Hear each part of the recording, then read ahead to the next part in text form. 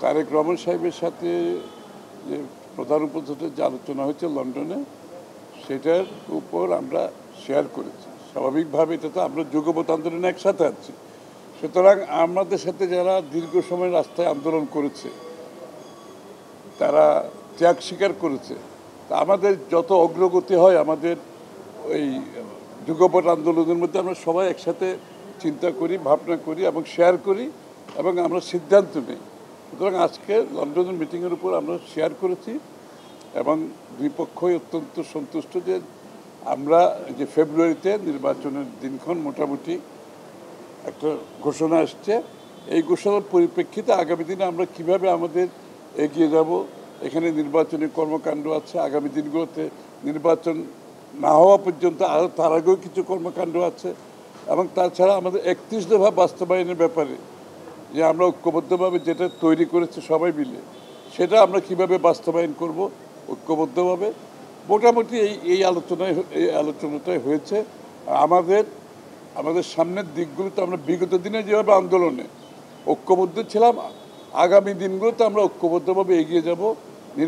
নির্বাচনের পরবর্তী সময় সরকার 31 দফা বাস্তবায়ন, এই তো এই জিনিসটা তো খুব একটা, এটা নিয়ে বিতর্কের কোনো সুযোগ নাই।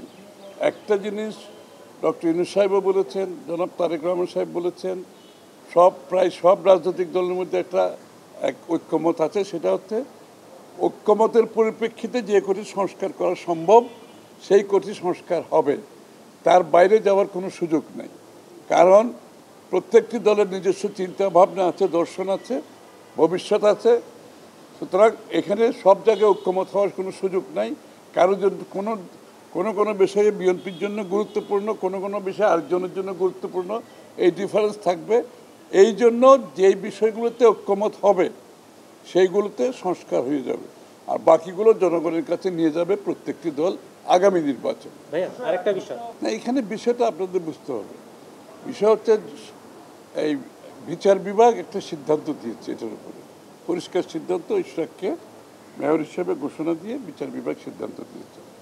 নির্বাচন কমিশন সেটার উপর অনুমোদন করে যে তাদের মতামত পরিষ্কারভাবে বলে দিচ্ছে। সুতরাং আইনগতভাবে তার মেয়রের দায়িত্ব নেওয়ার কথা। এবং আমরা আশা করছি বাংলাদেশে আমরা আইনের শাসনে বিশ্বাস করি, সরকার যারা পরিচালনা করে তারাও আইনের শাসনে বিশ্বাস করি, আমরা দৃঢ়ভাবে বিশ্বাস করি। আইনের শাসনে যদি আমরা বিশ্বাস করে থাকি তাহলে ইশরাকের দায়িত্ব নেওয়াটা খুবই স্বাভাবিক এবং আমরা সরকারের এই সিদ্ধান্তের অপেক্ষায় আছি। আরেকটা বিষয় ভাই, শেখ হাসিনার অবৈধ নির্বাচনে যেসব প্রধান নির্বাচন কমিশনাররা সহযোগিতা করেছিল এক এক করে সবাইকে গ্রেফতার করা হচ্ছে, বিষয়টি কিভাবে দেখছেন? আজকে আউয়াল ভাই গ্রেফতার, গত মিটিংয়ে বলে না আজকে এখন তো অনেকে ভালো ভালো কথা বলবে, তাই না? সুতরাং এখন সব আকাম কুকাম করে এখন ভালো ভালো কথা বলে তো কোনো লাভ নেই, মামলা হয়ে গেছে। না, এখন তো আমরা ওই পর্যায়ে আসি নাই। নির্বাচনের তফসিল ঘোষণা হবে, নির্বাচনী কার্যক্রম শুরু হলে তো এই প্রক্রিয়া হবে। আমরা সেই জায়গায় এখনো আসি নাই। যখনই নির্বাচনী কার্যক্রম তফসিল ঘোষণা হবে এই আলোচনাগুলো, এই বিষয়গুলো উঠে আসবে এবং সকলের সাথে আলাপ আলোচনা করা হবে এই বিষয়ে।